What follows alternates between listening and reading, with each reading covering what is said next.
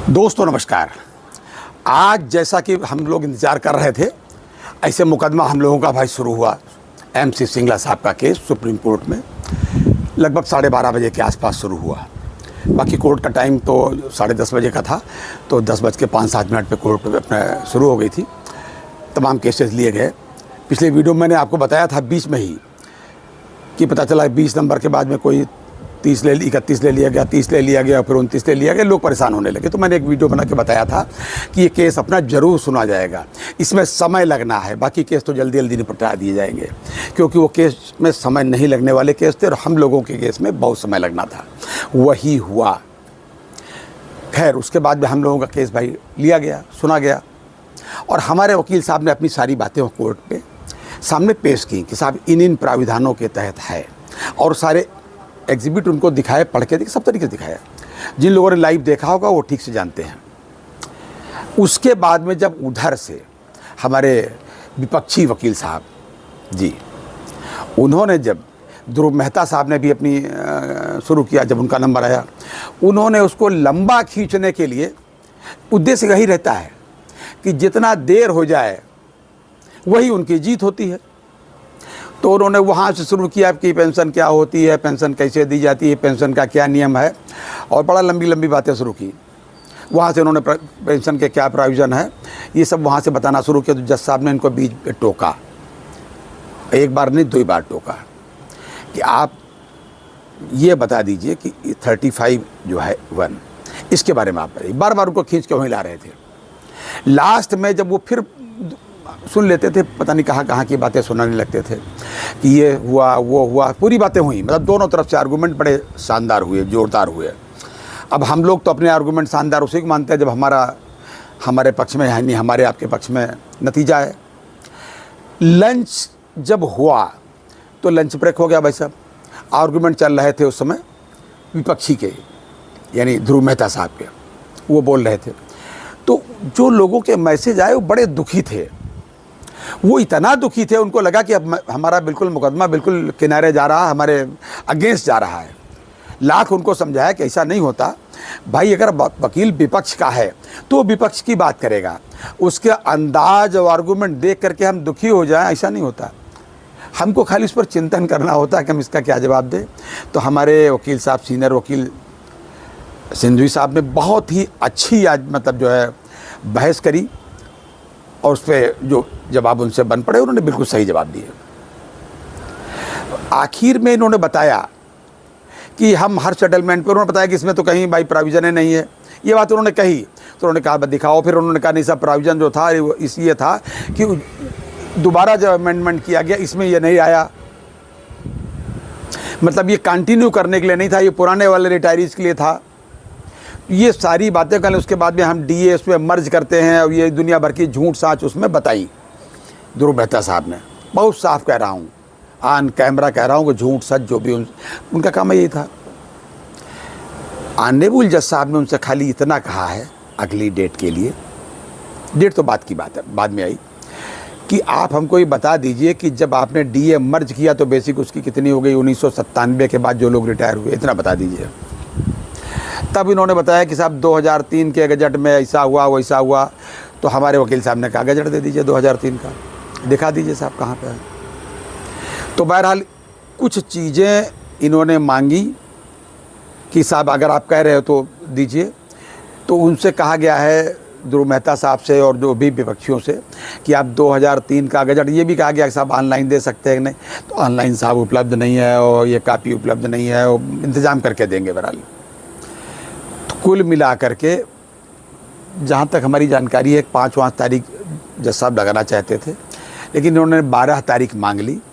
तो 12 तारीख उनको दे दी गई 12 अगस्त। 12 अगस्त से पहले वो ये सारा सामान उपलब्ध कराएंगे, 2003 का गजट। उसके अतिरिक्त 1997 से जिन लोगों का जो रिटायर हुए हैं और ऑनवर्ड, प्रत्येक कैटेगरी के कुछ लोगों के, कि जिनका DA सेटलमेंट के बाद, जैसे उन्होंने कहा हम DA देते हैं, यार DA देते हो प्राइस इंडेक्स के अकॉर्डिंग देते हो, बेसिक उसकी अगर 100 रुपये थी तो 100 ही रुपया रही, ये बात नहीं बताई वहाँ पर। उधर से हमारे जज साहब, माफ़ करिएगा, हमारे वकील साहब भी नहीं बोले, उन्होंने ये समझ के नहीं बोले कि उन्होंने कहा नहीं पहले इनको सबमिट करने दीजिए, हम तब उसका काउंटर करेंगे कि क्या सबमिट करते हैं, कहाँ से लाते हैं। ओवरऑल कुल मिला करके केस आज हमारा ठीक से सुना गया और काफ़ी आगे केस बढ़ा। और मुझे लगता है कि 12 तारीख में जो दस्तावेज प्रस्तुत करेंगे हमारे विपक्षी गण, हालांकि उसके पहले कोर्ट को देंगे, 12 तारीख से कई दिन पहले कोर्ट को देना होता है और कोर्ट के साथ साथ रजिस्ट्री में जमा होते हैं, इतनी कापियाँ जमा होती कि सबको मिल जाए। हमारे वाले वकील साहब उसको पढ़ करके जवाब लगाएंगे या उस पर अपना आर्गूमेंट करेंगे।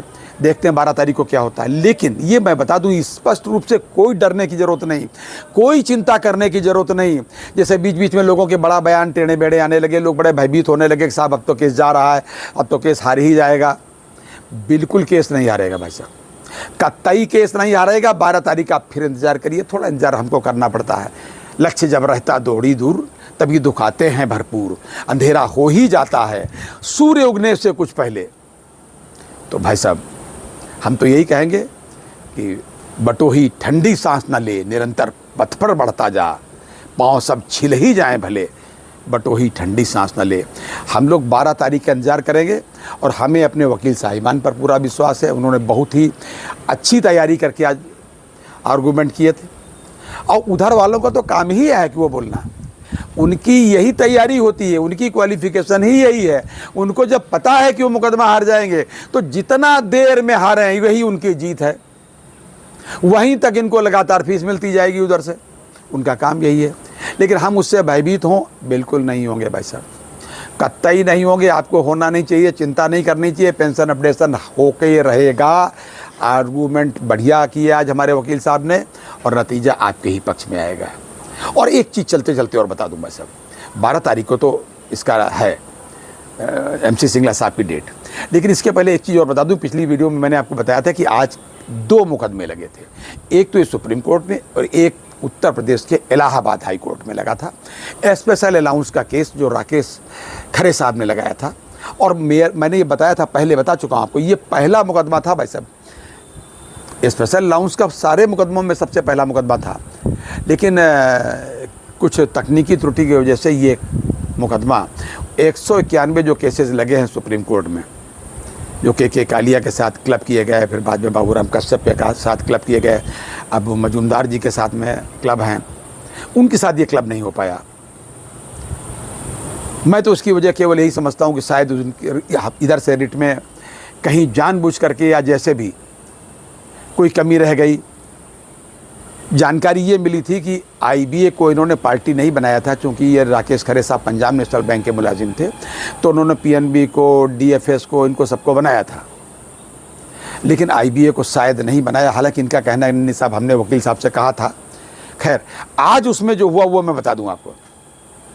इलाहाबाद हाई कोर्ट में राकेश खरे साहब अपने वकील साहब के साथ गए, एक मिस्टर श्रीवास्तव जी उनके वकील साहब हैं, तो श्रीवास्तव जी के साथ वो सब लोग गए। मतलब उधर से पंजाब नेशनल बैंक की तरफ से, यानी विपक्षियों की तरफ से कोई वकील साहब अपीयर नहीं हुए।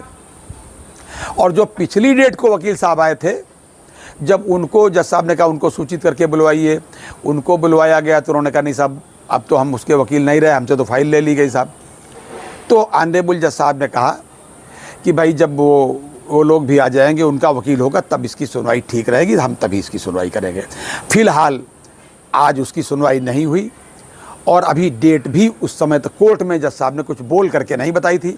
अब साइट पे जो आएगी नेक्स्ट डेट वो मैं आपको बताऊंगा। ये था अभी तक का अपडेट। अगली बार फिर किसी अपडेट के साथ हाजिर होते हैं, तब तक के लिए इजाज़त दीजिए। और 12 तारीख आ रही है MC सिंगला साहब के केस की, उसके लिए फिर से हम लोग पूरी तरीके से तैयारी करेंगे और कतई बिल्कुल चूक नहीं होने देंगे।